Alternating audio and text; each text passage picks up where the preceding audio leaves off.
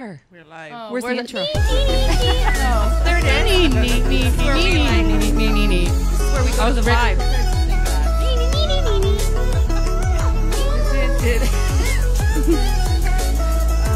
We've kind of like adopted the song for ourselves. Like, you know, Halsey can't have it back.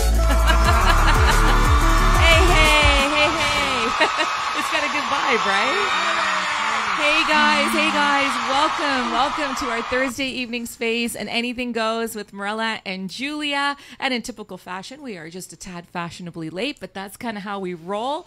We are super excited, just like we are every single week. We are here with special guests, Christine Grauer, Cleone Crawford, Chantel Anderson. Hello. And you know, if you guys know how we go, there is no coincidences and there's always a reason why we have certain guests to talk about certain things on our show. So we are so excited.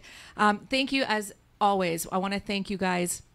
Julia and I want to thank the loyal viewers, our friendships, online and offline. You guys are absolutely awesome. Thank you so much for the love and support every single week. We want to thank Frequency 5 FM and Maria and Joseph. Thank you so much. And I have to tell you, we cannot do the show without thanking our sponsors, James Casco Real Estate and Joseph Stetter of the Celebrate Group. Thank you guys so much.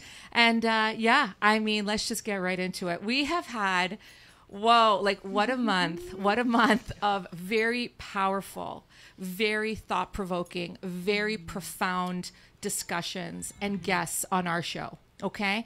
And we are just continuing this. Apparently there's a Mercury retrograde thing in the air and I can't wait till it's over and I hope it's over already. But I have to tell you, I want to start this conversation off. I want to give a special shout out to Johnny Basteo, who was on our show last Thursday night. And it was the first time, even though we tackled the underlying themes of addiction, it was the first time that Anything Goes really tackled it head on. And he was amazing and he shared his truth and he shared his story. And I want to give a shout out to him and his journey because before, during, and after all this week, we've been getting messages about thank you. The show helps, the story helped, the transparency helped, right?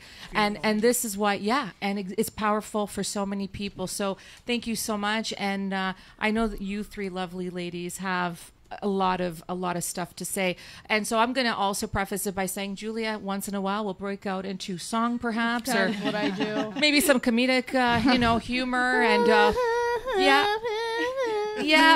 just like that. You guys feel free to join in, whatever you like. You guys as well. Why not? Anything goes.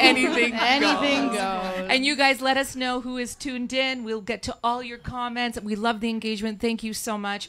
So this is a topic that's very near and dear to me, and I've gotten to know these lovely ladies, and like I said, I feel like all three of you have your own stories that are individual to yourselves, but also very similar, and we often talk about self-love or lack thereof.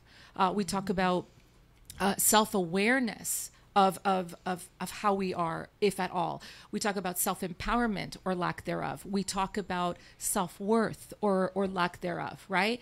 And each one of you have a story. So I want to kick this off by saying, I'll let them answer. Before tonight's show, I asked all three guests, what would they say, or what words would they describe the worst time in their life? And then what words would they describe to talk about where they're at right now in their life? Okay. And all three of you share it. So I want you guys to share that. And then we're going to get into some intros about who you guys are and what you guys are all about. So Christine, let's start with you. And why did you choose those words? Yes. Okay, my words were, it was really tough to choose. You said one word to describe my greatest challenge and my greatest triumph, right? Yes.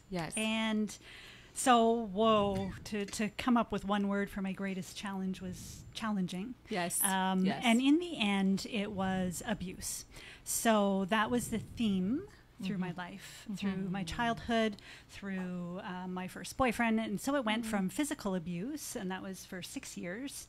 And then it was my partner that I was with for 10 years, and that was mental, emotional, verbal, and sexual abuse. And then it went more subtle even. It was and then it went to, well, I guess it was still verbal, but it went to my own son, who I had to stand up to and find my own voice to my own young adult son. And so abuse was the theme Pretty much. through my life. Yes. And so, yeah, I'd say that was in different. So, I mean, parenting came up because, you know, it was parenting my son, but in the end, it was abuse throughout. And it was that empowered me, and that was necessary for me to achieve my greatest triumph, which is my self-mastery. And you know what? The fact that you use self-mastering, I think, is really profound. First of all, I just want to say, guys, and I know of Christine's story and journey. And as I said when we kicked off the show tonight, there have been some pretty, as there is every week on our show, some pretty profound wow moments. And when you first talked about your lifetime, I guess, of abuse and what have you, there's different phases of it. There's different kinds of it, and you've experienced it with different relationships, you know. And then when you use self-mastering, just that choice of words, right? Words, because what that tells me is you became the master of your life, yourself, your journey, but your soul, right? Exactly. And walk us through the moment that you knew that you had arrived to that point where you were taking control of your life. So it was through, well, my point of waking up was when my appendix ruptured. And that was Right. that was, we'd say, the dark night of the soul, right? Where I was in a really rough state. It actually had ruptured, and it was like in that state for 2 weeks. But it latched onto my intestine, and it was slowly poisoning me, just like my relationship was at the time. Right. And so my wake-up call, I left that relationship a month after I got out of the hospital. I saw my naturopath, and we had talked about it. And I mean, I had thought about splitting for a number of years, right? But the fear kicks in, the fear of change, the fear of the unknown. And that was, my appendix rupturing was the final straw. Can I just thank you for leaving? Yeah. Yeah. I know, because get a if I round of didn't applause. leave, Yeah, what would be next? Yeah. And while we're having a feel-good moment, I have to move over to you a You little want to get bit. a little closer? I do. I want to get a little closer, and nobody can see my beautiful scarf, but I'll just get a little close, you know. Yeah, absolutely. That was the awakening moment. That's right. Yes. And in a lot of cases, a lot of people don't get a second chance. Yes. So, like, And that's, for me, was if an appendix rupture, and I mean, I had strep throat twice a year. But so that was my body's cue. Hello, wake up, speak up, girl. Come on. Yeah. Speak up. Yeah. Didn't work, just shove it down, antibiotics, repress. And appendix rupturing. I mean, how can you repress an appendix rupture? can't. So Right. Good luck. so wake up, girl. And so that to me was the wake up moment. That wasn't my self-mastery moment, though, because it was a rough ride, even going through a separation with a very vengeful, very abusive ex with two teen kids. So then I did my training, which was spiritual life coach certification. Right. And I started that, and I was like, because I had been studying spirituality and for 20 years, and I thought, I want to do that. And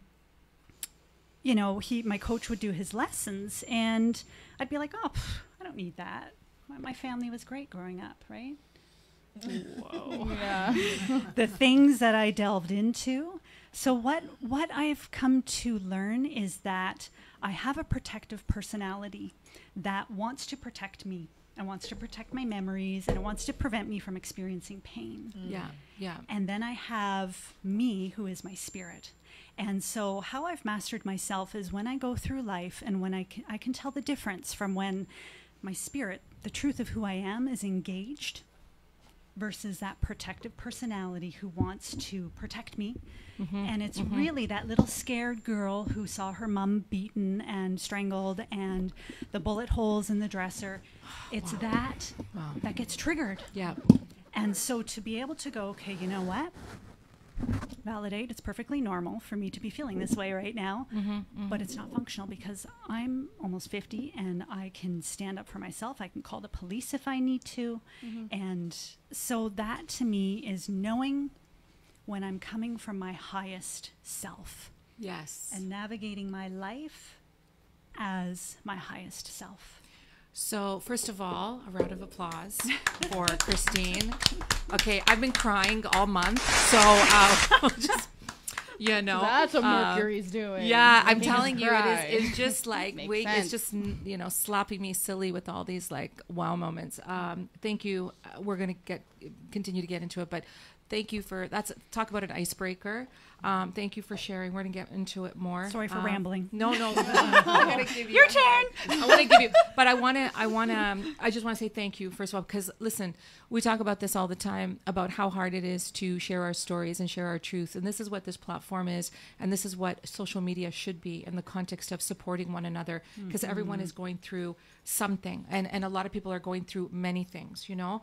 I do want to do some shout outs of folks that are on, but then I'm going to ask you a question, and please, you guys, pipe in as well. But I know a lot of people, this is not the first time I've heard it. Christine says something about having to deal with a vengeful ex. Okay. I know a few people that in some cases the relationship between the two is amicable, and they deal with it for the sake of the kids.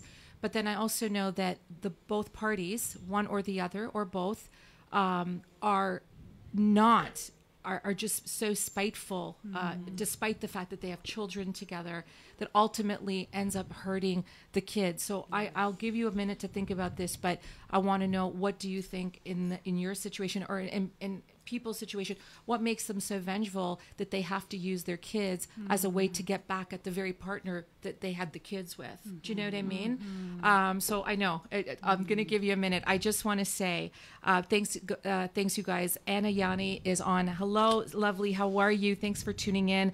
Doris, good evening. Thank you so much for tuning in. Really appreciate it. Lorena's on. Hey, lovely. How are you? She says, hey, ladies, with lots of red hearts.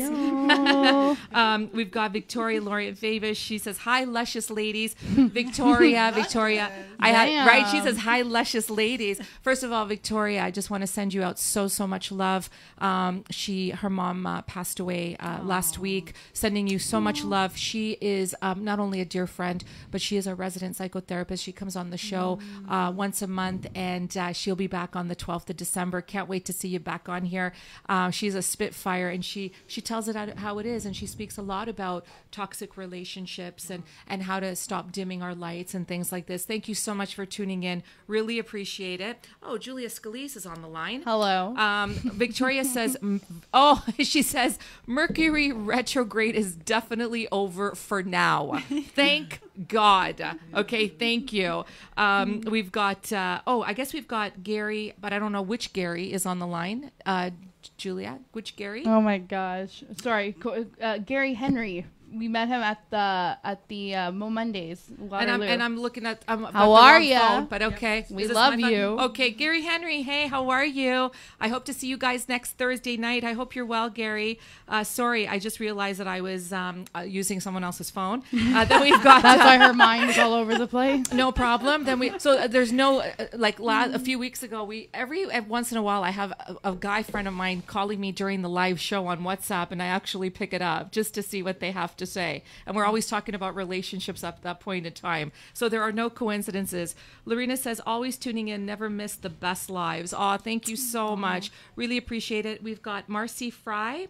Christine, you brought tears to my eyes. I am so proud of you. Aw, love Marcy. I know, seriously, Marcy. we're all like sitting here and tell you, Kim Bassler's watching. Hey, Kim, how Hi, are Kim. you? So nice to see you. Daniela Armstrong, she says, you all ladies are strong. Thank you so much for tuning in. Kim says, hi, everyone. We have Walter, and I don't know how to pronounce. I think it's Falasia. It's definitely a Mediterranean name, I'm thinking. Thank you so much for tuning in. Karen Leslie, hey, Karen, thank you so much. She says, love you, Christine. Hello. Ricky DeCuna is watching. Hey, Ricky. Oh, Happy birthday. happy birthday to you. Happy birthday to you. Happy birthday, dear Ricky. Happy birthday to you. Oh, that was nice. Happy birthday. Hope you're doing well. And that was not like we just know it's his birthday and we just kind of broke out in song there. Kim says, Christine Grauer, so awesome to see you on here. Thanks, Kim. Gary Henry, she says you forgot he just messaged me. You forgot the G-Man. Gary, is it Gary's birthday? Don't look at me. Gary, I'm never on Facebook. Do you want us to just sing you happy birthday? How would I have forgotten your birthday? Respond. Let us know. We'll sing it to you anyway. Patricia Maderos, hey, she says, hello, beautiful. Patricia, thank you so Hello, much for tuning in. Patricia. How are you? Aziz, hi, Aziz. How are you? He says, hello, everyone. We have a full house today. Oh, Gary says no, LOL. Oh, he just wants us to see. I knew it wasn't your birthday. Happy, not your birthday, Gary. Happy, it's not your birthday, Gary. Right? So true. We've got Darcy Patrick says, "Hey, Christine Grauer, very nice." We've got so many people. Ricky, sing it, girls. LOL. We've got a few folks. One of my new Facebook friends says, "Blessings, Queen, love, joy, and peace, and kisses." Thank you so much. Lorna Dillon is watching. Hey, Lorna, how are you? Thank you so much for tuning in. Ricky says, "Now where's my sexy pole dances?" LOL. Oh wait, don't worry, we have a guy for that.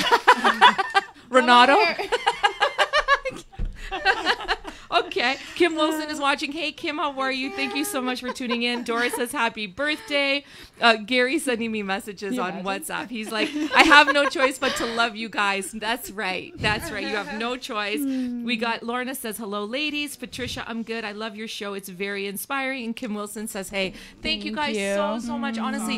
And this is exactly why we do what we do. I cannot stress it. I cannot stress it enough. And you know what, you guys? I was talking to a good friend of mine this week and a few other folks talking about being real and just being ourselves. And you know what? When you're real in yourselves, everything gets manifested in the positive way, you know? I want to jump over, before we go over to Chantal and Cleone, let's talk about vengeful exes. What do you think is... I don't know that there's a thought process, but what is the reason behind it? What do you think is the rationale why people will become so vindictive that they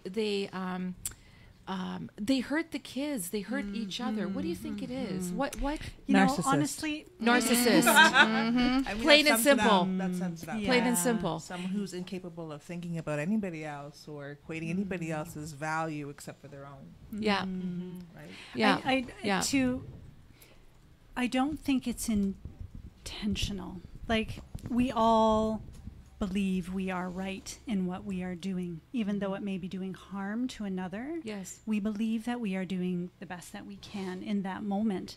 And for vengeful exes, I think that they are hurting so much. Yeah. For whatever reason. It could be from that particular relationship, or maybe it goes deeper. Maybe it goes from before. right? Yeah. And they don't know how to handle emotion and feeling. And so the only way they can deal with it is to externalize it and to lash out. Good word. Yeah. So I think that's all. yeah. It's not knowing how to handle what's going on in here. And this is where This the is self-mastery interesting. comes This in. is interesting. Shout out to my special friend, and he knows who he is. We talk about this often, and this is what I've learned. Okay, on my own journey, is that in order to be able to have the capacity to love and to truly be whole in that relationship. Okay. And even when it ends, if it ends, you have to find it in yourself to be whole and have the capacity to understand and act like an adult and be mature. What happens is when people are broken or don't have the capacity, right?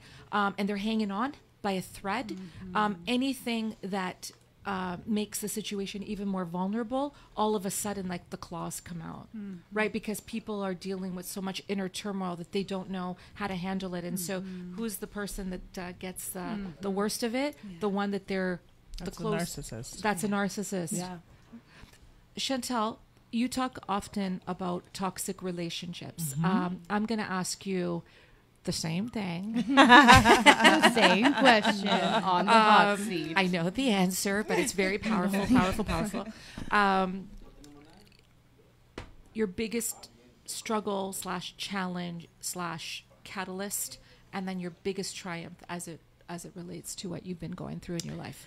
So this racked my brain. I had a difficulty too. It was a little difficult. I'm like, one word, one word. I could talk. We never said it was going to be A easy. whole bunch of words. Well, you better have a word too. Oh, I do. You can ask me? Is it Yeah. What's your word? Okay, after we'll. after? Okay. I don't got a word. Oh, I didn't expect that. See? Okay, go ahead. Just one. The tables have turned. I like you. I have to think. So She comes out of nowhere when you least expect I it. love it. So my greatest trial or tribulation was the absence of love in my Right. life, right? Right. And essentially what love is the acts of care that give you your spirit the necessary nutrients to grow and to maintain a good health, right? It's actually after a period of time of those acts of care that strong, deep emotion presents itself, and then you know that's love. Right. And when you say absence of love, family?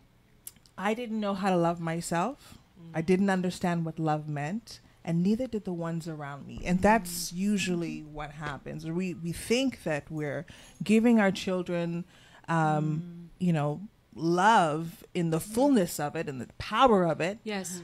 But so much of us don't understand what it truly is, and we can end up hurting, So for me, it was not having love, one for myself, so that, and the thing is this, we all need love. Yes. It's a necessary part of survival, just Yes. like physical food. Yes.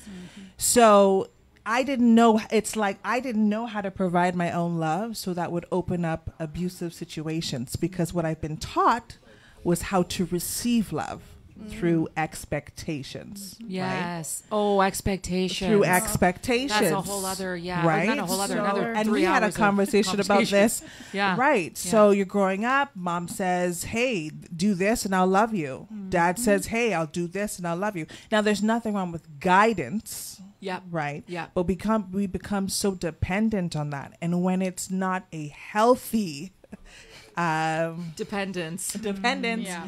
we can allow other things in our life expecting that we have to depend on other people to give us love. So you welcome the people in, you become a people pleaser. Yes. let's say. Oh, yeah. Right? People Yeah, Right? pleaser syndrome. Right. Yeah. Right. Yeah. So for me, it was allowing people in my life where I was trying so hard to prove my value, to prove my worth. Yeah. It was taken advantage of.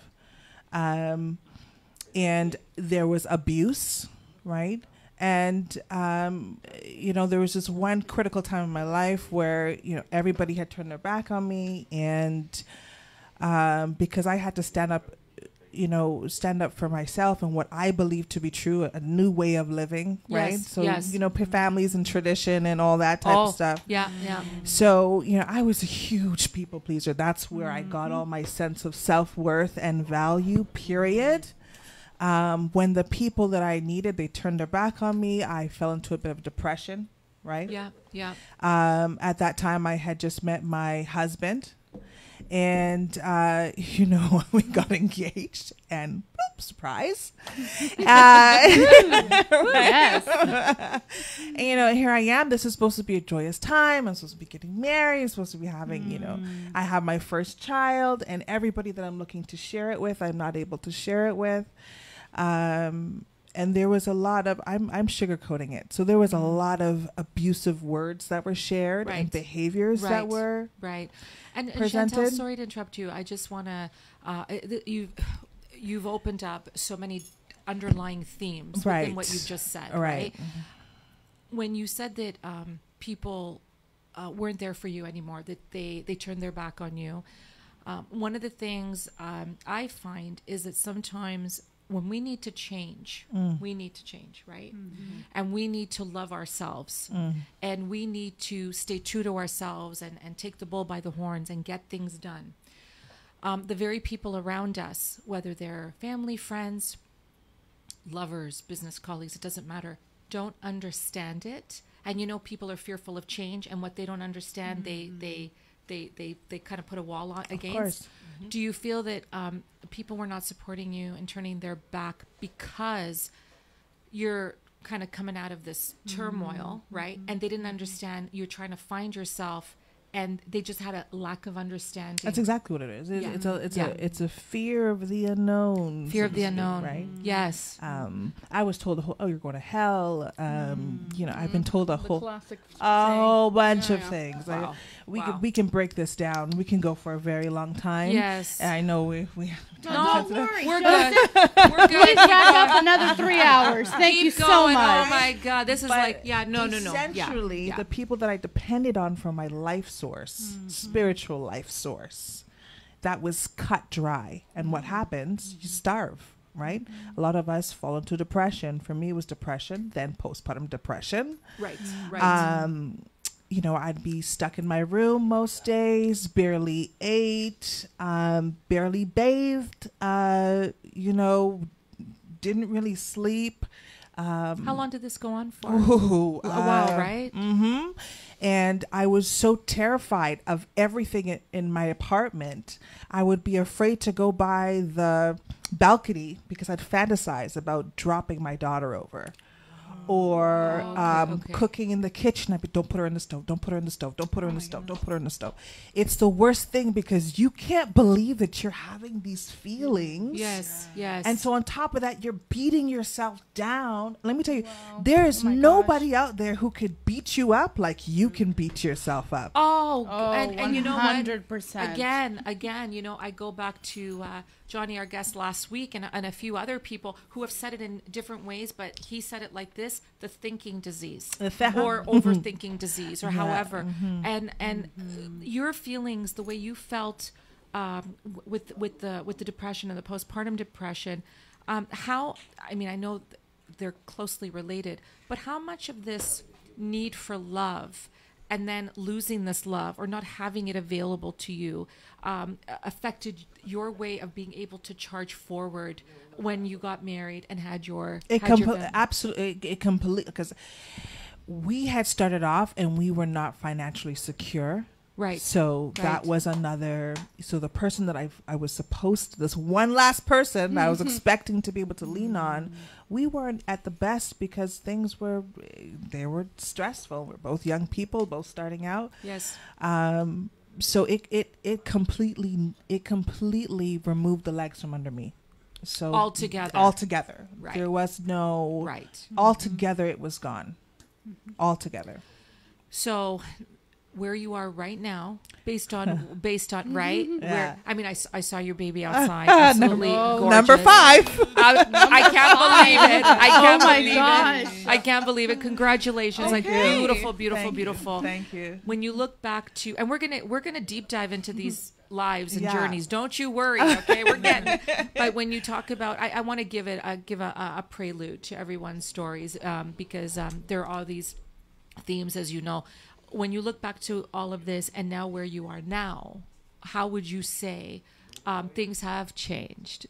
Or yes, The presence of love. That's it. the presence The of love. presence of love. And you know, I got to tell you, this hits hard because not having enough love for ourselves is absolutely destructive. We know this, right? Let's go back just to when you were saying about, and a few others guests have said this about, like, you're guided by your parents, and it's like, clean your room, and it's like, oh, if I clean my room, I'll be loved. Yes. Oh, go do this. Oh, I'll be loved, right? There's always this expectation that comes with, you do something, I will love you, right? Whatever happened to just loving, right? And just being and just caring and just being present in it. And so from a young age, this is what ends up happening. And then when you've got these catalysts with all the like you said, those folks that are supposed to be your lifeline or your support, and it's one thing after another, how can you not fall into the depression and fall into, do you know what I mean? Because Absolutely. and then I'll take it one step further. There's a lot of self-blame. Of course. Self-blame. Of course. You see, this is the thing, and this is something that's so common among so many people, because it's like, all right, some people may do it with their jobs, they might do it with their careers, their profession, their children, so to speak, right? Yes. So as long as I'm pouring my love into these children and they love me back, I'm great. And then what happens when they grow off and they live in their own lives and they're married and mom's at home and she's falling, she doesn't know what to do with herself, she has to find her self-worth, she has to figure out who she is again. Or someone who puts their all into their job and they have all the accolades, and it's just like, okay, as long as I'm doing this, I'm worth something. Yes. As long as I'm doing this, I have value. But the You have minute an that's identity. you have an identity. Hello, we're talking the same language. Yeah, We have an yeah. identity, and the minute that's taken away, what happens to that person? Their self-worth, their self-value. Some people go into depression, some people fall into that hole and they can't get out, and then suicide comes around. We need love. The whole thing is that parents or people, when they're growing up, no one's been taught about self-love. Yes. This new age that we're in, where we're paying attention to our spiritual selves, not just our physical selves.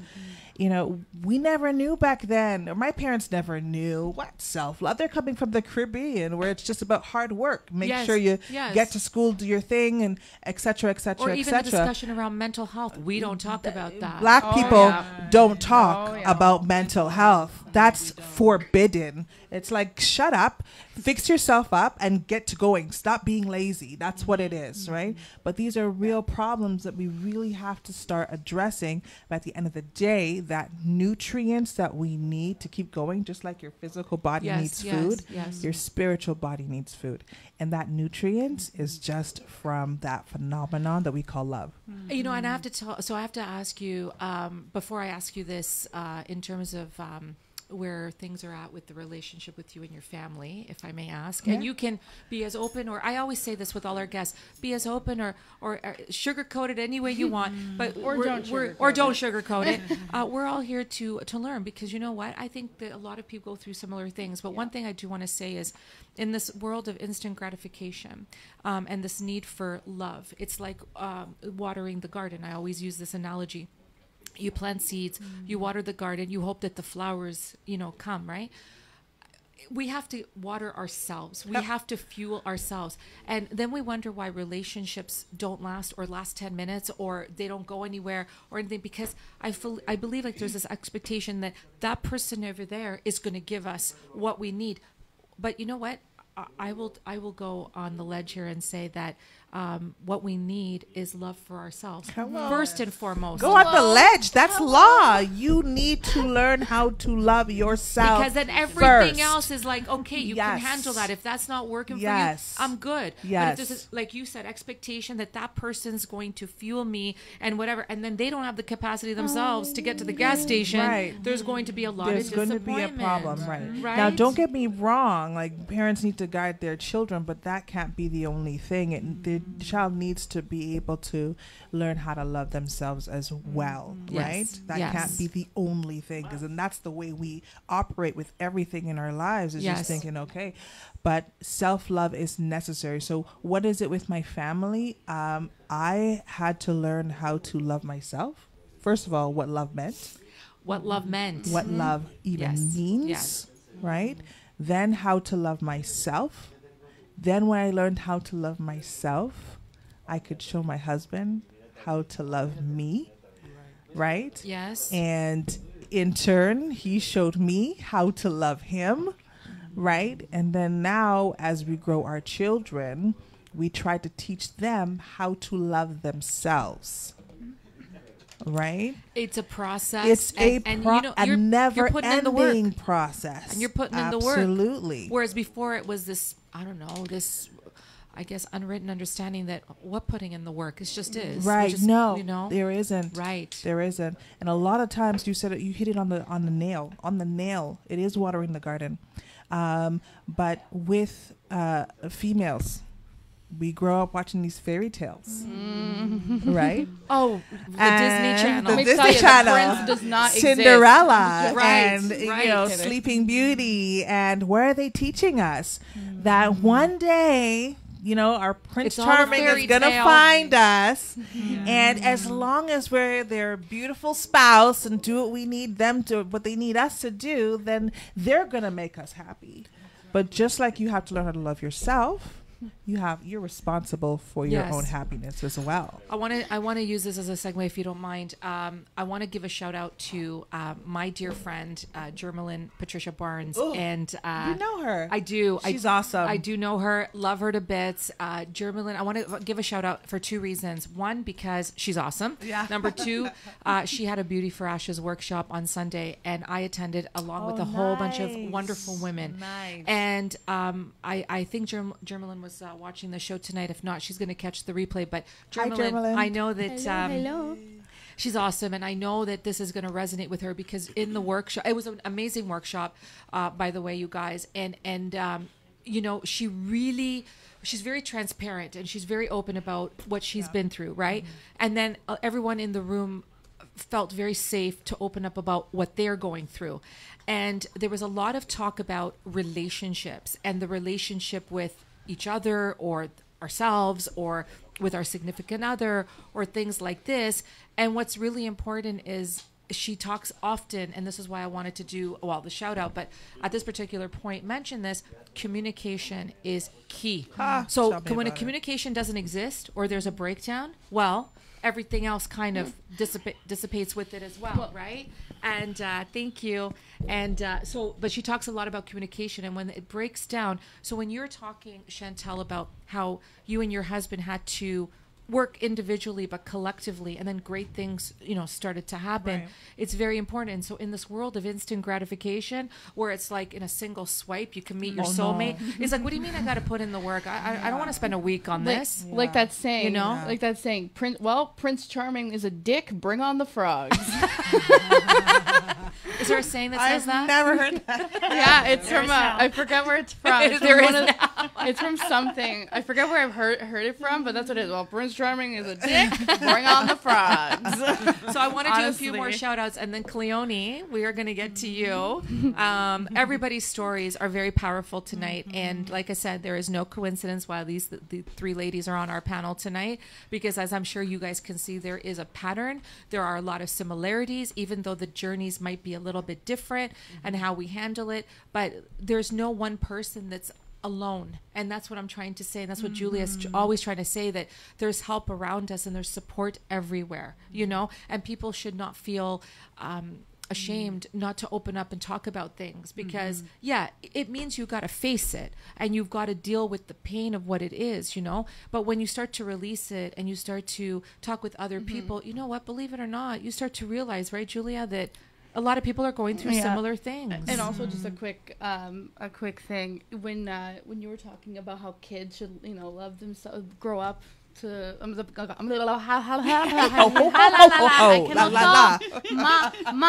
of your voices. Okay, so let me rewind for a minute. Okay, no, when we were talking about how the parents should, you know, of course, you know, guide their kids and they love themselves and stuff like that. And being like 24, okay, when I always go around schools, you know, when I was in school, when I see kids who are younger than me and they make one mistake, it could be like the simplest thing, like, oh, I colored outside of the line or stuff like that. When I would hear it, I hate myself. And you have kids saying, and I'm like, True, yeah. what? Yeah. But they're like, ha, I'm just joking. I'm like, No, you're not. Yeah. Right. you're not kidding. And where does that come from, right? Yeah, and like- where does that come from? Yeah, yeah. Obviously from, their surroundings. Yeah. They have to learn it from and somewhere. you know what? My parents are awesome. Love them to bits. And many of you know that if it wasn't for my mom and dad, I don't know where I would have been after my husband passed. I say this all the time. But my parents, not a but, they're very loving, but they just always wanted the best for us, right? So I would get 80 and my brother, and would study. My brother wouldn't study and he'd get 90, but that's okay. I'm okay with that. But my mom and dad were the kind of like, yeah, 80 is good, but where's the 90? But they were just trying to push for like to achieve, right? Whereas my kids, Like, yo, Mom, I got a 50 in math. I passed, though. I'm like, Okay, thank that's God. good. I'm just Thank kidding, I'm God. kidding. No, but like my late husband and I had that premise, and I still do, where you got 70, you did your best. You got 65, you did your best. That's okay. You passed. You learned from that. It's an experience. You move on. You know what I'm saying? Because I'm going to tell you why, you guys.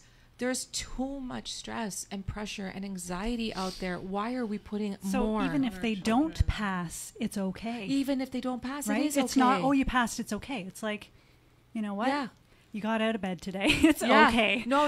Yeah. Perspective, right? Everybody's always doing their best. So even if they don't pass, Yes. it's okay. Yes. You I know? remember Julia, she actually caught this on video. This was about a few years ago, where she's like, Mom, did? I have something to tell you. And she goes, it's about school. And I said, okay. She goes, okay, so there's a class. I'm like, yeah. She goes, I got 48. I'm like, oh. She goes, but they're going to pass me with the 50. I'm like, all right then. Good job. Good job. And we're giving each other a high five, right?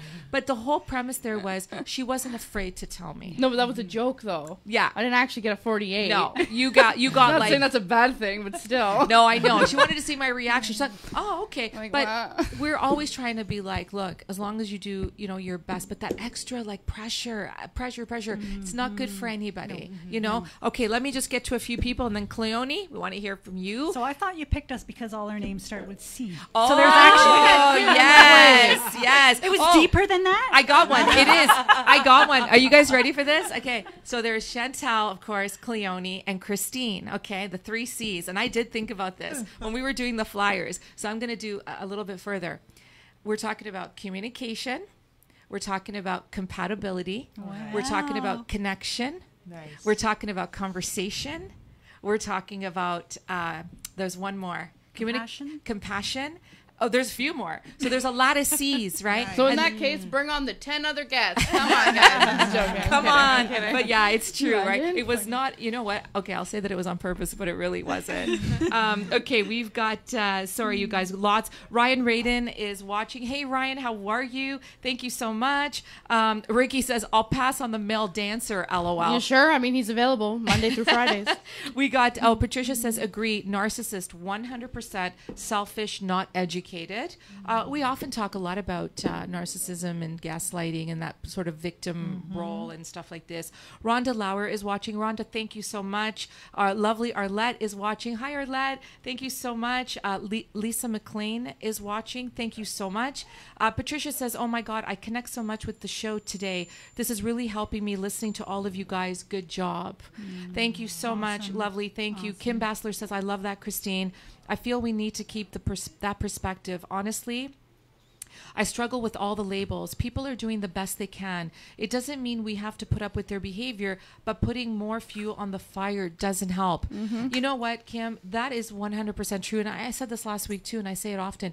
We do not have to accept unacceptable behavior. We do not, and we only have so much fuel in our tank. We have to take care of ourselves. And I'm with Kim. Sometimes I feel like there's more fuel added and it's just unnecessary, unnecessary. Anna says, totally agree, Morella. Thank you so much. Ryan Radin, says, vengeful exes are not only narcissists, but wounded souls who do not know how to handle pain or rejection. Therefore, they care only about being right and winning. However, in their quest to always win, they do not realize what they are losing and the unforeseen damage to their relationships with others, as well as the unforeseen damage to themselves. Like Ryan, you always nail it with those poignant points. Thank you so much. Anna says, yes, we do. Love you. Love.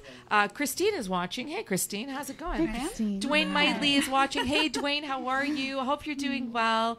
He says, good evening. Petra Grant is watching. Hey, lovely. How are you? Hey. Sophia Ricketts is on. She says, hi, Chantel. Hey, Sophia. Dwayne says, then they weren't the right ones. Good thing they showed their colors now and not 20, 30, 40 years down the line. And that's absolutely true. You know, we often talk about dodging bullets in the metaphor way in terms of like, you know, the higher universe is showing us signs, right?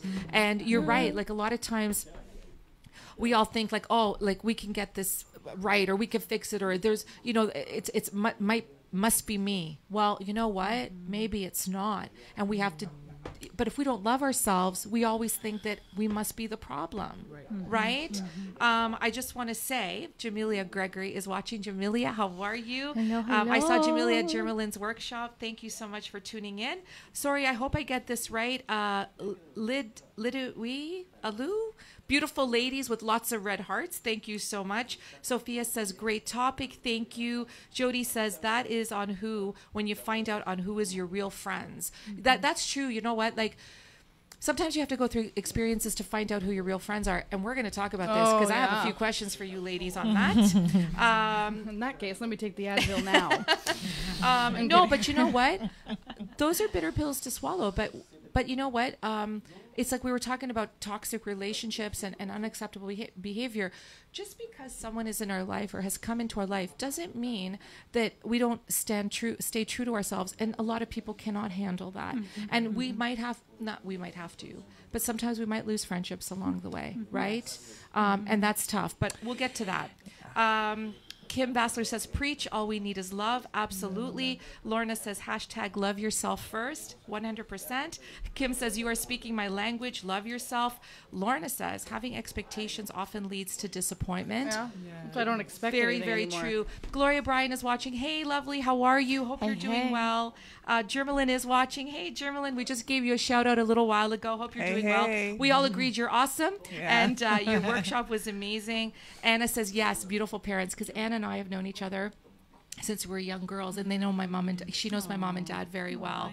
Thank you so much. We have Nikuzi John Marie is watching. Thank you so much. Gloria says, hey girls. Jermalyn says, hey queens. And Hey, Gloria says, queens. glad I could join tonight. Thank you so much, lovely. Thank you. Cleone, you have a story and a half as well. Here we go. You've been through a Deep lot. breath. I know. Let's talk about, and I know your story as well. Talk about one or two or more words that would describe the biggest catalyst and the driving force behind you empowering yourself, and what you would say what words you would use to describe where you're at now in your life. Okay. And I'm going to get closer because nobody can see me. I don't know. I'm like against the. It's okay. That's okay. As long as they can hear me, it's all right. We're nice and toasty here. Okay, go on. So for me, the first word that I would use to describe the lowest point would be dismal. Basically, I live with bipolar, and my bipolar disorder has brought me through many different valleys and challenges, where I've been homeless.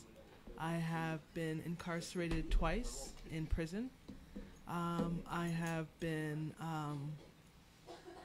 I've been hospitalized 26 times. I had tried to commit suicide, and I even escaped from a mental hospital. Oh my God. But I've gone through so You much. took the U-Haul, didn't Yeah. you? I know. I Yes. took the Via. Actually, I took the Via Rail. And then she Twittered her location. We were listening to a bit of her story. yeah. I'm at Timmy's. So, yeah, I would say dismal was the word to describe. I had gone through so much. I'd lost so much. There was even a period where I even lost my sister and my cousin Right. and my aunt. Within just a few years, my sister's death was really hard for me because she was only 17. Oh. And then, she died in a car accident. And every now and then I would actually relive it as I'd be re-triggered. Right. So I'd say the word dismal, where everything, I just felt like I lost everything. I felt, especially with the bipolar disorder, I had been sick all my life. I've always had some sort of sickness, whether it was epilepsy or some sort of sickness. But when bipolar came in my life in my 20s, in my final year of We university. hear the baby. It's okay. Yes. It's your baby. Yeah. So when the bipolar happened, it literally stripped me of everything. It stripped me of friendships. It stripped me of my long church, the church that I had attended. Why is that, Cleone? Is it because they just didn't understand They you? couldn't understand what it was that I was going through. Yeah. And I was becoming a threat to them, to their organization. So unfortunately, they asked me to leave. Right. But I'm now in a church that has definitely done nothing but ushered me with a lot of love. Right. So, and then on top of that, I've lost a lot of relationships. And then there was one period I was, I was a fashion designer. Oh, yeah.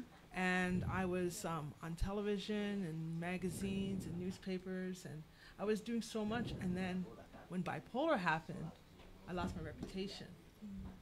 Because people didn't understand what you were going through. They didn't understand what bipolar is. Yes. They couldn't articulate. They were just thinking that, like, the way that you're acting, Yes, right? it's strange, out of character, repulsive. Right. So it was just that people just couldn't handle this new Cleone and what was happening with me. And I guess, I lost a lot. But on the flip side, the word I would use to describe where I am and what has kept me through all of it was resilience. Yes. No matter what, no matter where I find myself. Yes, shameless plug. That's my book. Shameless plug. Okay, that's okay. That's what we're here for, right? Yeah. We're here to talk about She all made of a this. book of it. She made a book, I wrote right? a book about my journey. And that's good. That's really good.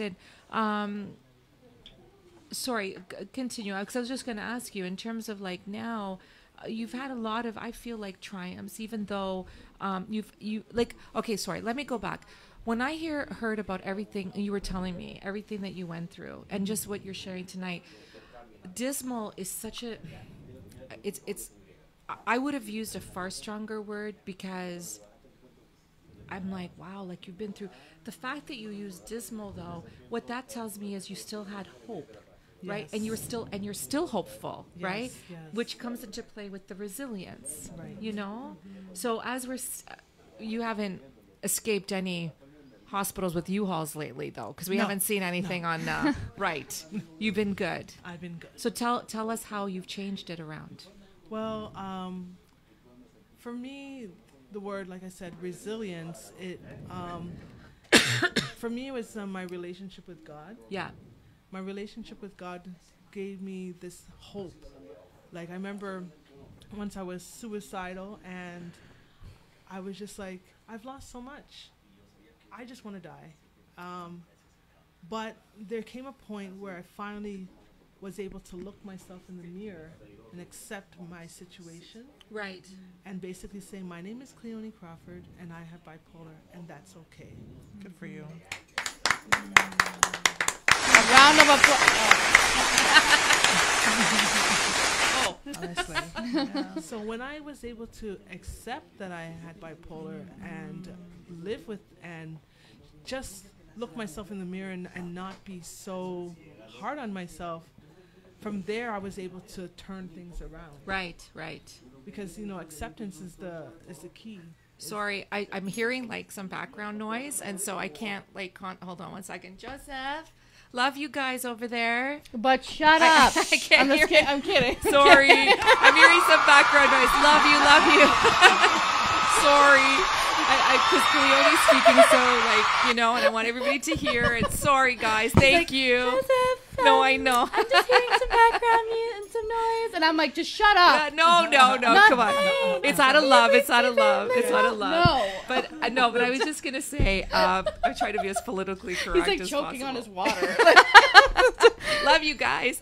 I was just going to ask you guys too, all three of you, but Cleone, we'll start with you.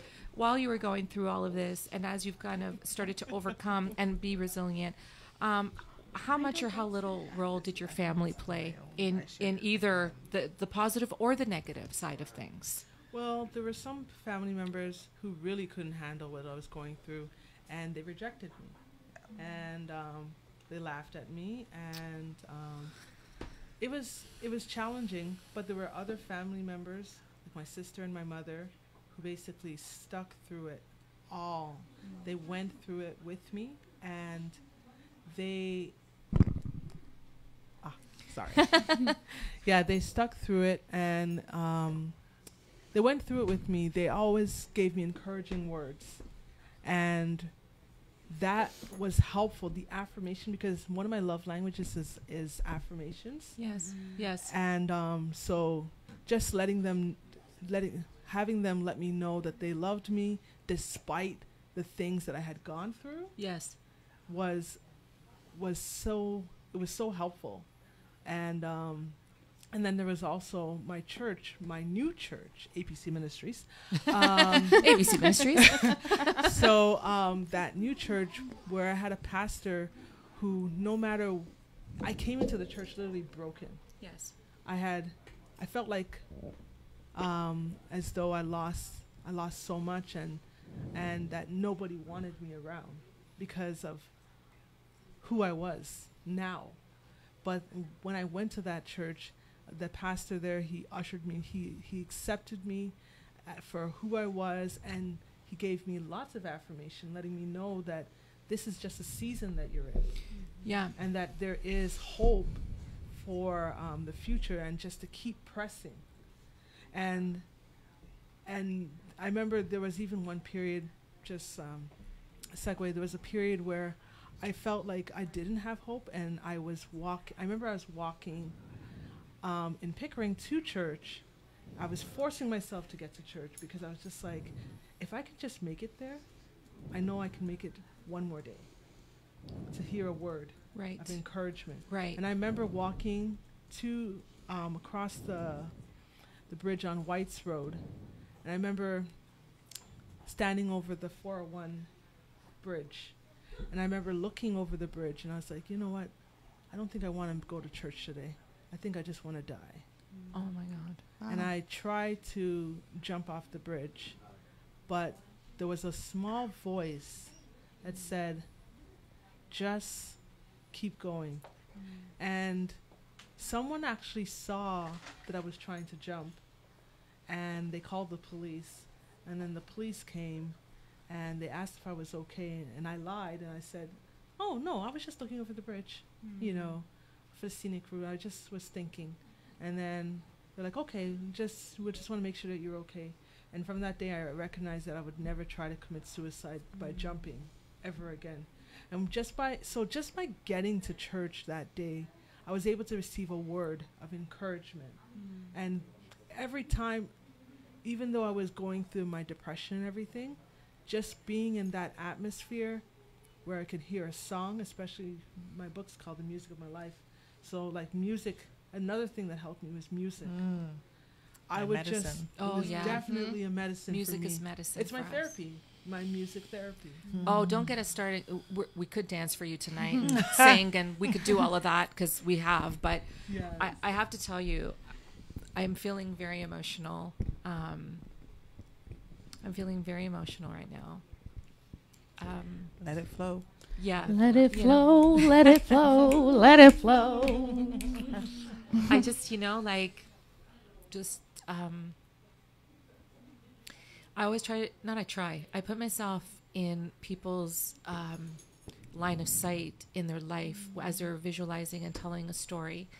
And the one thing that really bothers me is knowing that people feel so alone and so despondent, full of despair, that they would have to, I don't know, not go to church and just try and jump off a bridge like that, let's say, and to feel so alone that you don't feel like there's any hope, and you're like such a lovely person and you have such a good heart, because people reject you because they don't understand bipolar really upsets me, right? Or in the context of Chantel, where people didn't understand that she was trying to take back her strength. Yes. So all of a sudden, that's not good for us, whoever the us are, right?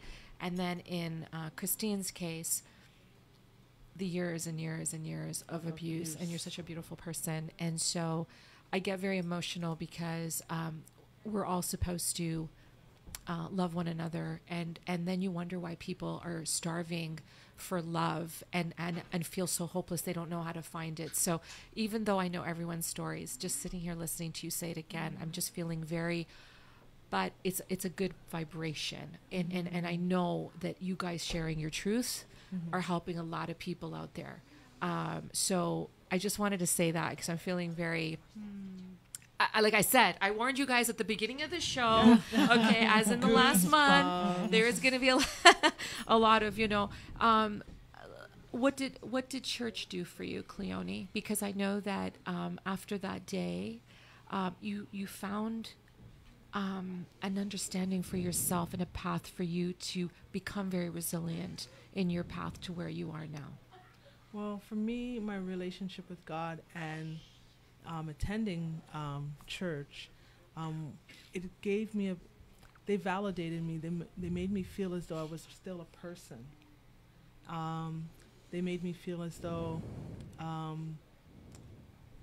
they gave me the ability to see myself not as my illness alone, but how God saw me. And right, which was precious and virtuous and an overcomer, compassionate. So I was able to see myself as the Word saw me. Right. And by doing that, just being in that environment helped me to be more resilient and just to keep getting up.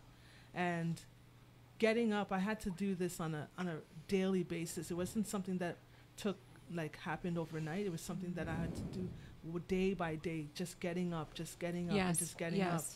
And that's where I got to a point where I realized I went through so much that I was just like, you know what? There are other people who are going through what I've gone through, or maybe a portion of what I've gone through, and they feel alone. Right. They feel as though they need support. And I realized that one of my missions was, once I've overcame the suicide, one of my mission was to actually to tell my story. Right. And you have been. You Right. have been telling your story. And just by telling my story, I've been realizing I've been encouraging other people. And if I can ask, just a segue, sorry, Cleone, but to all three of you, when did you guys decide that you were ready to share your stories and that you needed to share your stories because you knew that it was going to help other people? When was this?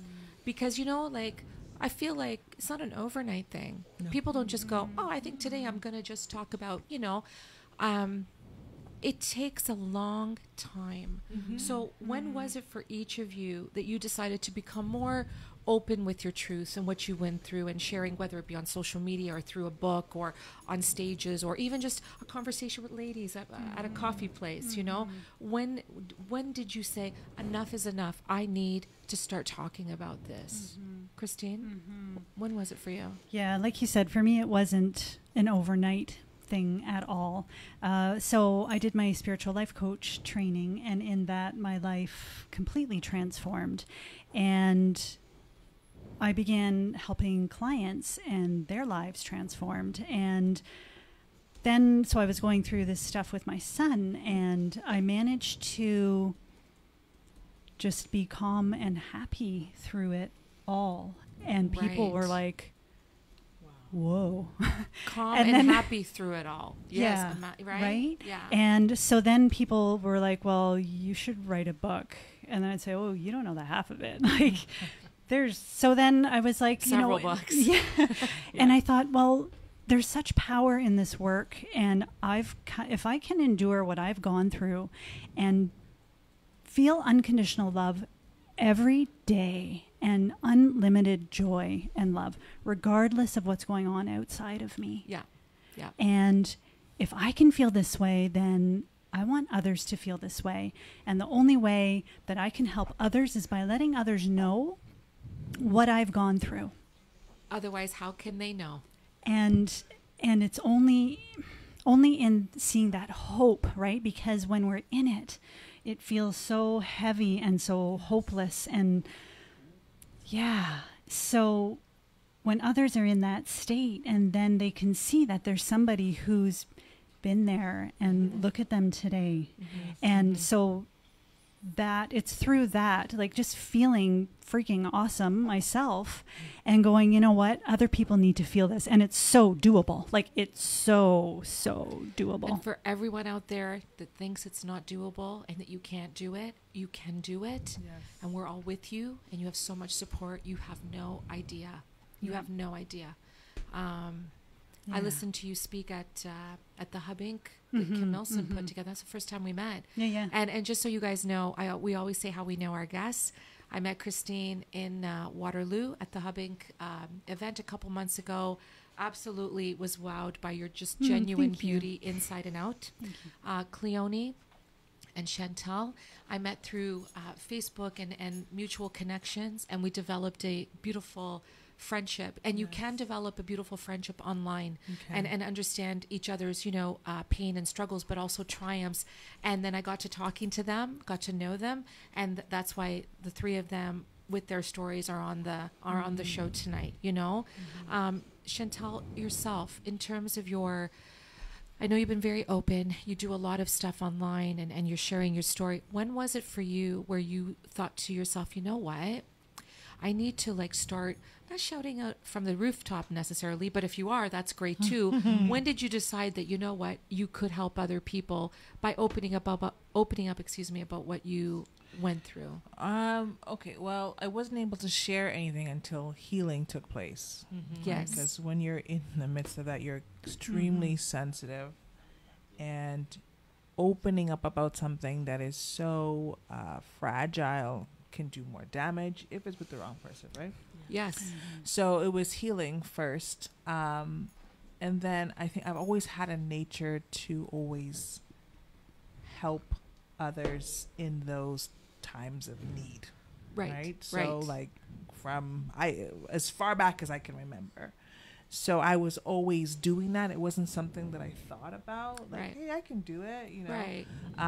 My specific story didn't come onto the table until healing had taken place. Right. And then you felt whole, more whole that you could articulate what you were going through. Once you can, when you're able to tell a story, right, and change someone's perspective, they were just tripping over the same chord because there was some misunderstanding. But once you're able to take those two and connect the ends, Yes. it fills you up. It blows my mind, and I am honestly I live for that. Yes. So starting to share my I guess my recent story, or my most, because I've been doing this for a long time, but I never really had a story. 10, 15 years ago, I never really had a story. Right. I would just say certain situations that happen, whatever. But when I share my complete story and I see the difference it can make in others, then I was just like, yeah, okay, let's do this. Oh, I know. It's like, oh, well, this Yeah. one, this happened. Okay. And then this happened. Yeah. Oh, and as a result of this, and then as a result of this, and it is a life story, isn't it? Right. I want to do some shout outs, and then I want to talk about something that I feel is a very important, not that this is very important, but as an extension of this. As I teased in the promos, right? Women empowering women, okay? We're always listening to women empowerment. women empowering other women. But I also want to also be transparent that, listen, I've been passed up for promotions in my career by women who were intimidated and threatened by me. Tell me about it. And I'm like, I don't want your job. I just want to be friends. no, but I didn't even want to be friends necessarily. I just wanted I worked my butt off. I worked, I know that what I'm good at. I know what I'm not good at. I wanted to be rewarded. And unfortunately, I got passed up for things that I've never minimized a woman's worth in the workplace or anywhere else. And I've always given people, if they've worked hard and they deserve that reward or what have you, I lift people up, men or women, right? I'm a leader by example. I've always been. Yeah. But, and I hated office politics and I still don't like it. And I find that women can be, and I'll say it, that they can be catty and they can be jealous and they can be so manipulative that it under the guise of women empowering women, they're doing everything to undermine because they're feeling like just threatened by certain things. And I always had that thing like, I don't want your job. I just want what I've worked for. Let's all work together. Let's be greater together.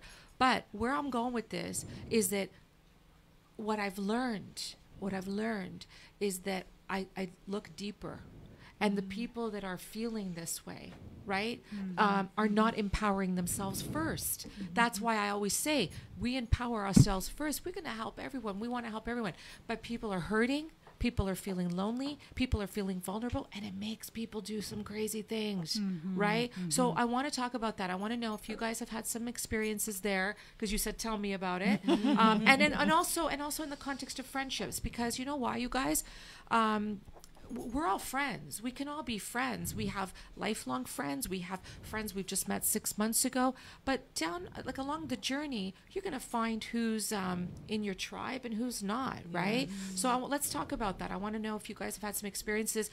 We don't use proper names on here, except you can definitely speak about situations because I want to know how those situations affected your mental health as you were going through all of this stuff, because right, if people aren't there to support us, then they're part of the problem for us, I guess is what I'm trying to say. So I'll give you a minute.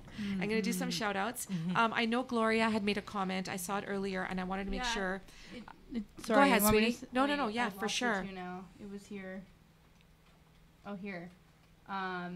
So Gloria says, I have to read your book. I know all too well what it's like to live with bipolar disorder and depression. Mental illness is never easy.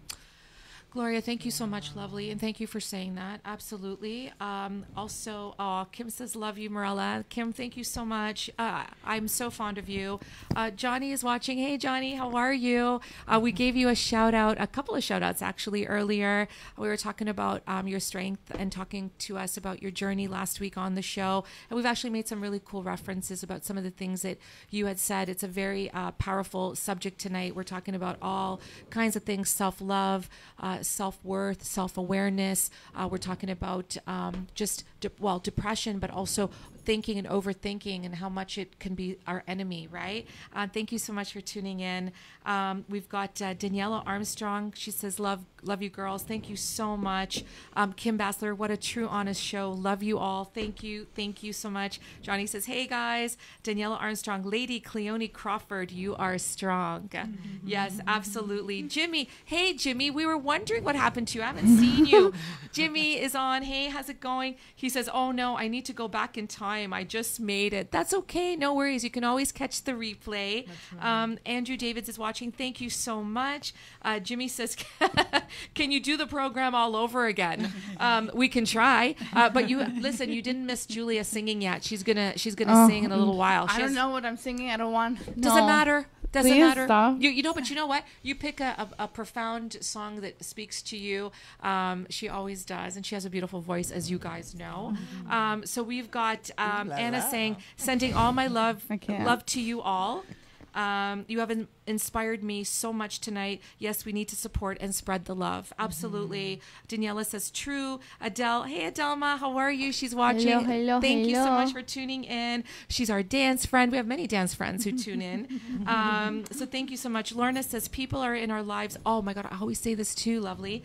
For a reason, season, or lifetime. Hello. That's so true. Yeah. Frequency 5 FM says, nice, lovely ladies. Thank you, guys.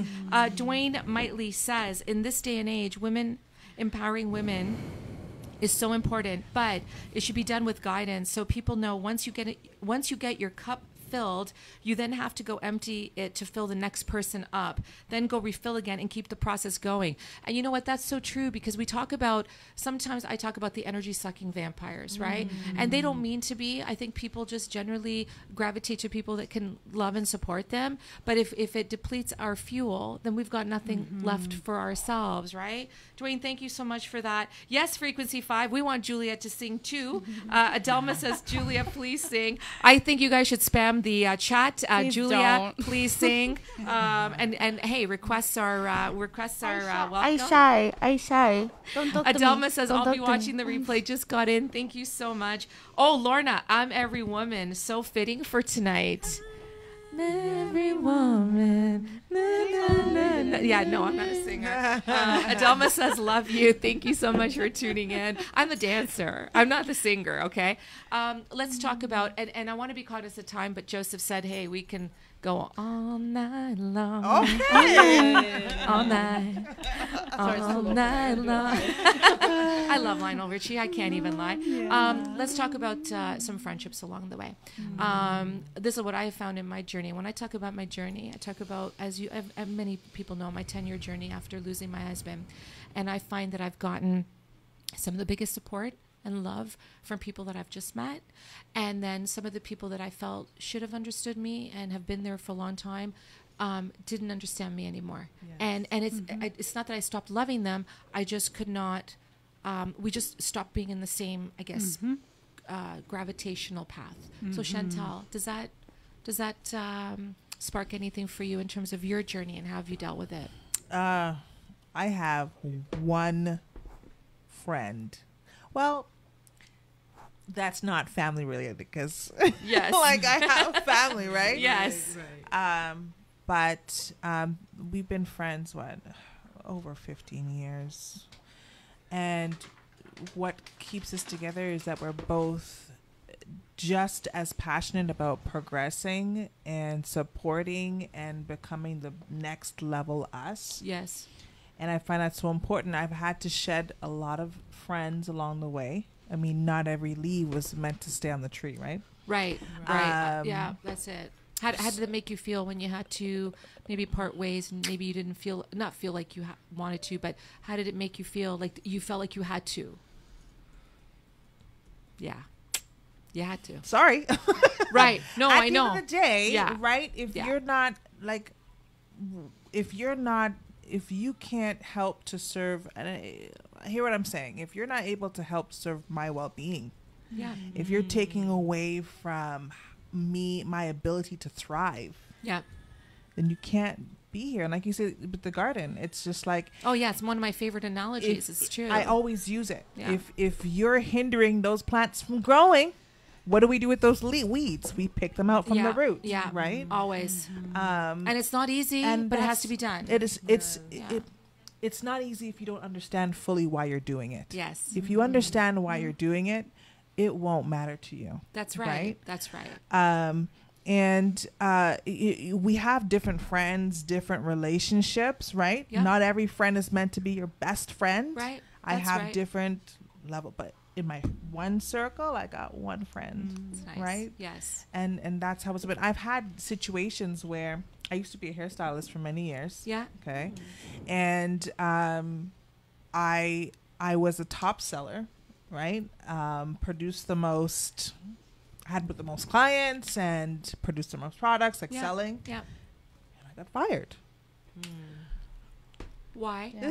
Why? I don't know. I'm curious. Why?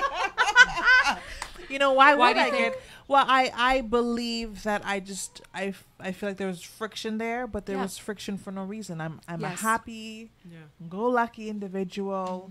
And can I say what something? Problem did I give you? Can I say something? I always say, in my experiences, when people act a certain way, let's say, and in the case of like you were a top performer and you got let go, a lot of times it's not that people are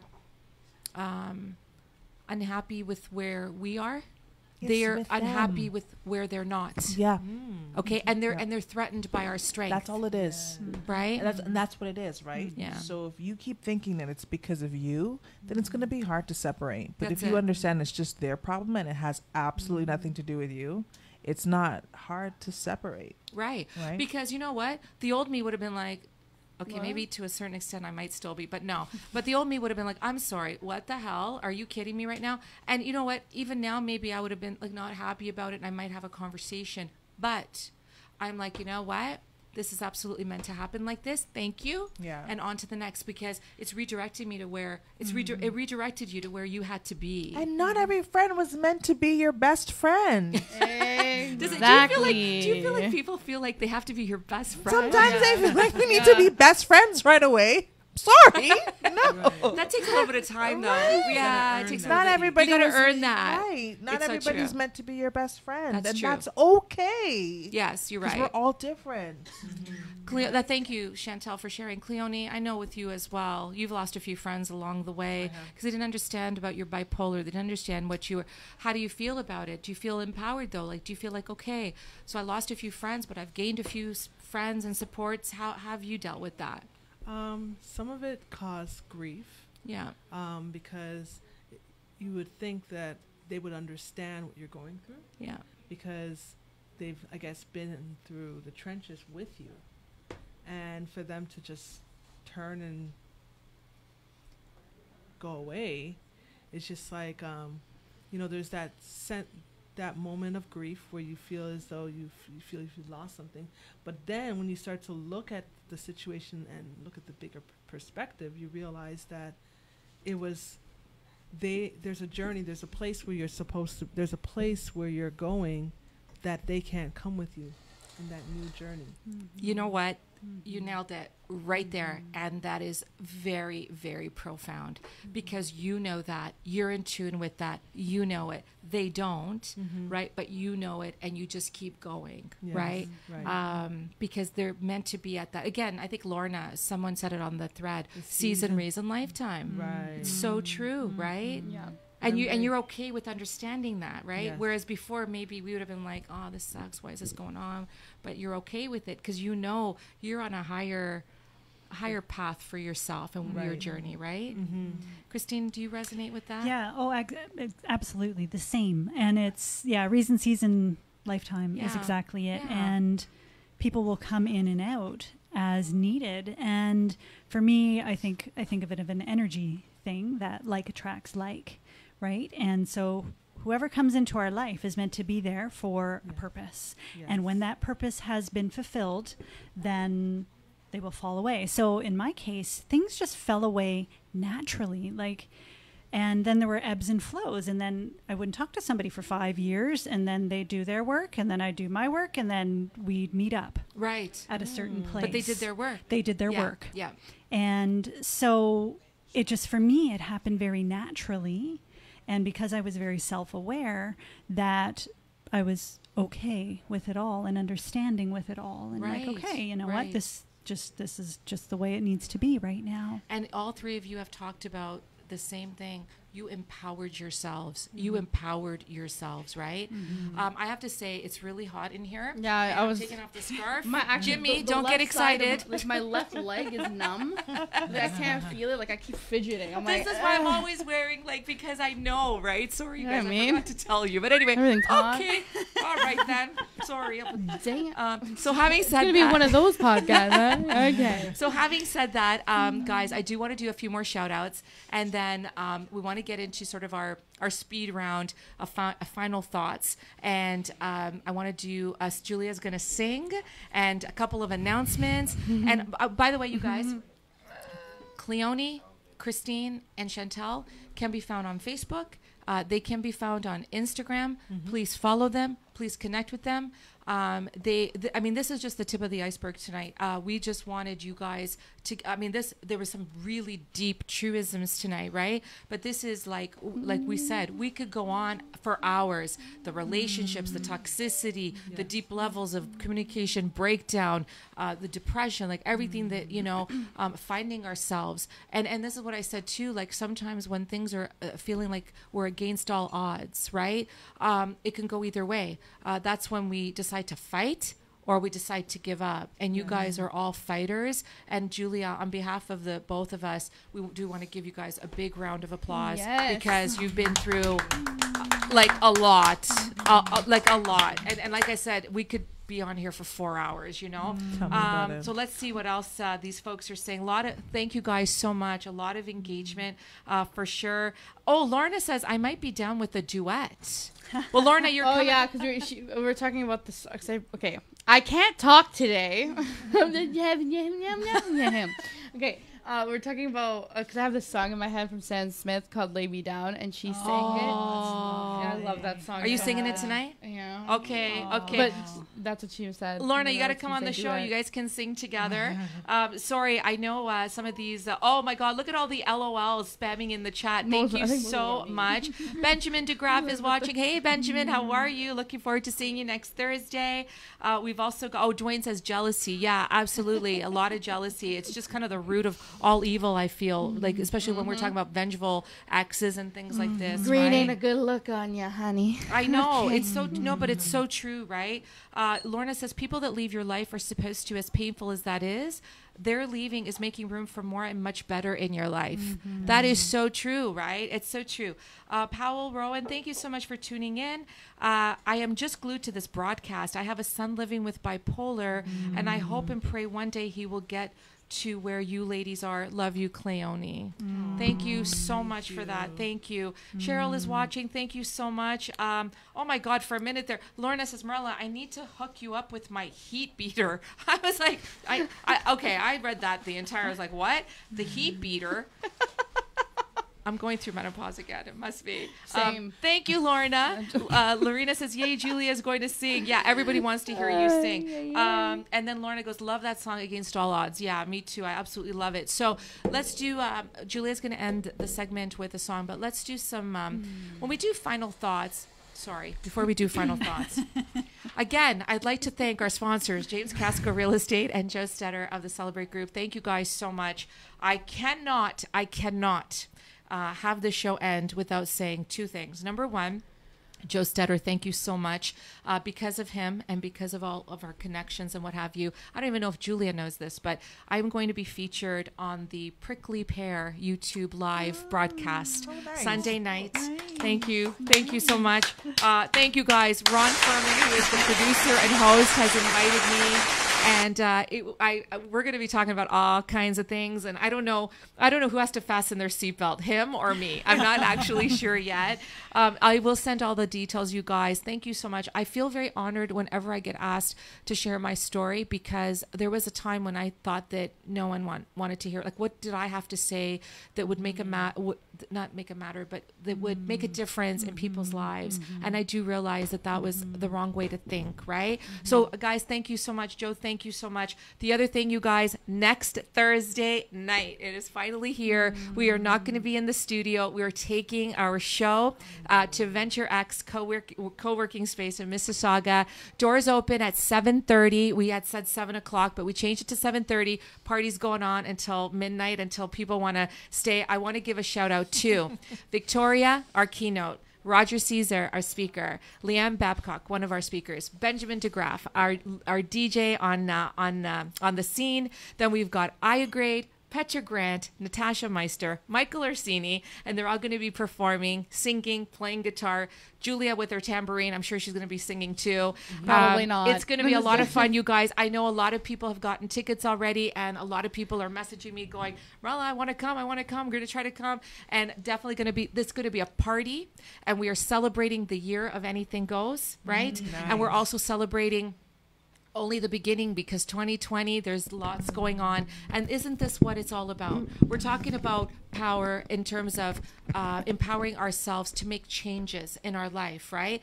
And so this is all about celebrating all of you that tune in every single week. And the fact that me and Julia, when we started this, we had no idea. I mean, we were hopeful that people would appreciate what we were trying to do. And now we want to give back. So thank you guys so much. Get your tickets. They're only $30. Oh, Joe Stetter, James Casco, proud sponsors of the big giveaway, $1,000 gift card to the Apple Store. All you have to do is get your ticket, be there, have some fun, and we're going to do it. And there's also a lot of other door prizes as well. So we look forward to seeing you next Thursday night.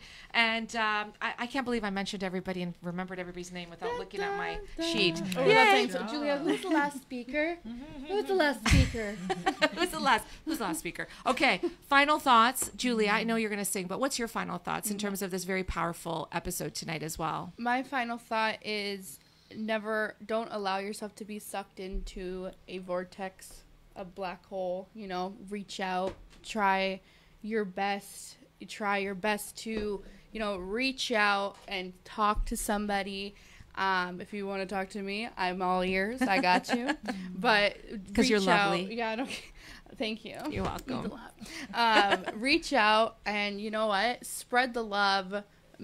Just know that there's other people out there going through what you may be going through. You're not alone, and lots of love to you guys. Aw, that was so good. I was a little nervous.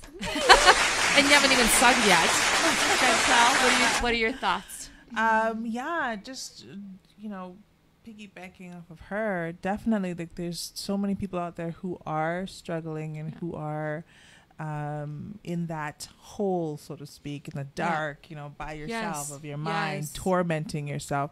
And there are definitely resources out there.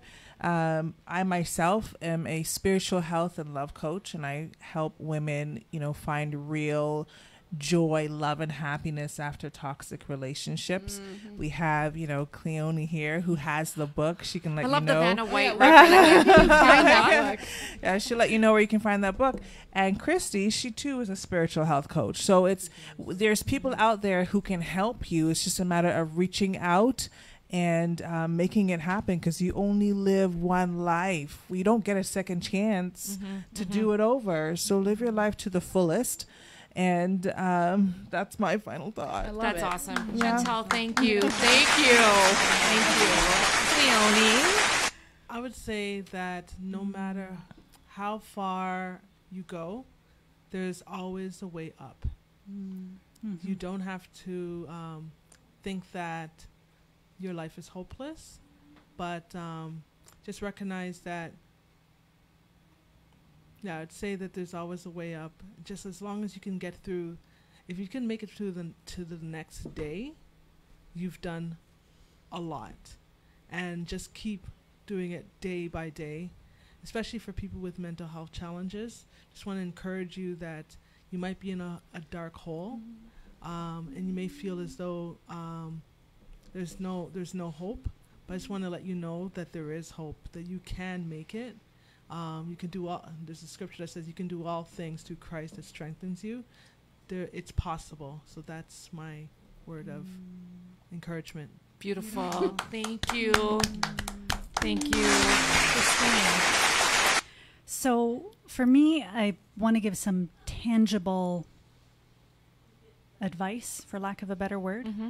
And Cleone, you said this, and it's so key. It's something that I teach all my clients, and it's to accept where they are and let it be okay. Yes. Let it be okay. And let it be normal. Let it be your normal. And when we can do that, then we step into our authenticity, and we can not only love ourselves, but we experience ourselves as love. We are love. We are God's love. That's what we are. And when we can be authentic, then we can experience ourselves as love. And the key to doing that is just let where you are at be okay. Yes. Let it be normal. And Because it is okay. it is, absolutely. It's all good. It's all good. Like, my appendix rupturing was awesome. Like, so things in the moment may seem... Like she At said, the it's moment. so natural. Oh, Like, it is. Yeah. At the moment, it was just like, oh, but I get it. Things may seem terrible, and we judge them as bad, and that creates our experience, and we reject it and we resist it. But if we can understand that it's there for a purpose and a reason, and it's to experience a greater aspect of ourselves, and so refrain from judging it as being bad, accept it as it is, and be open to experiencing more of yourself as love. And then the second thing is just feelings, and feel it, baby. Like, cry. And, my friends will text me, I'm crying. I'm like, that's freaking awesome. Cry. Yes. Let it flow. Cry.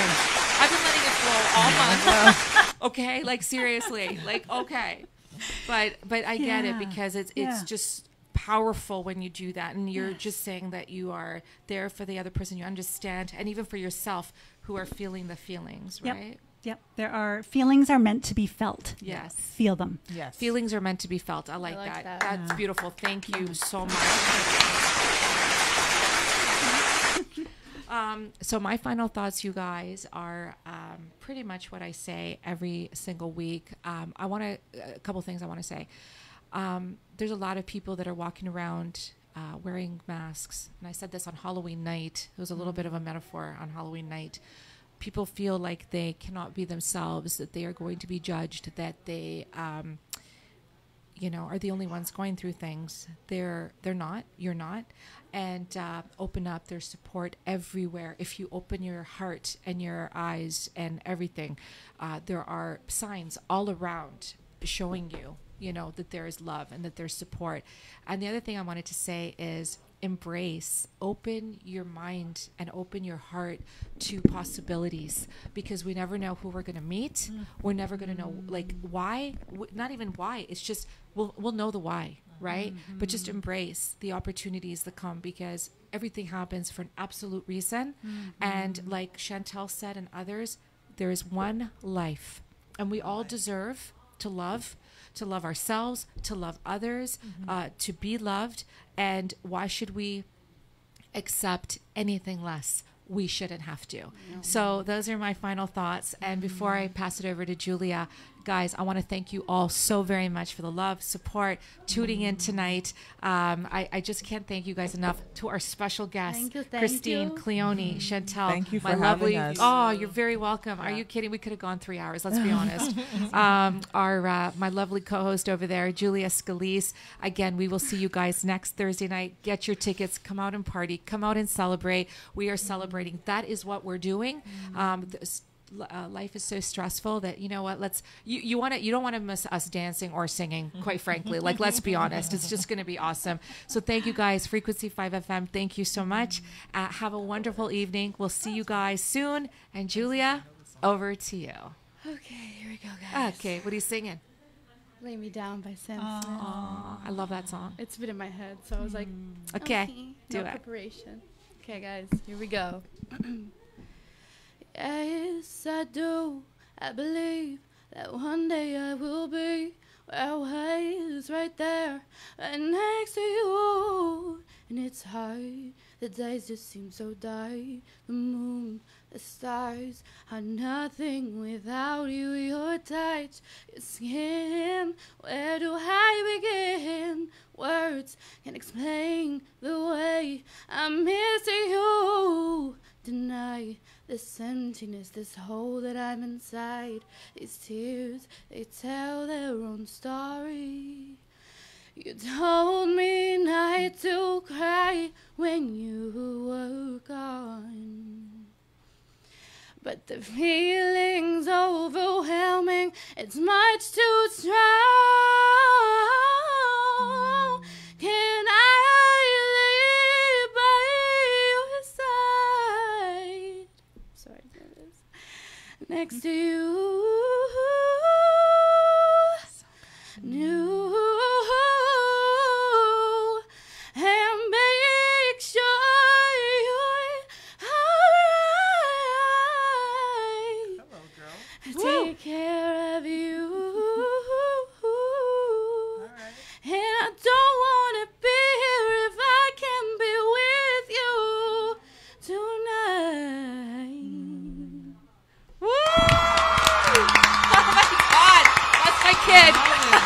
kid. Just want to say, so freaking good. Oh my God, beautiful, Julia. Thank you. Thank you, guys. Have a good night. Thank you. So good. Where the heck did that come from? Once I start going loud, That was awesome. Thank you guys so much.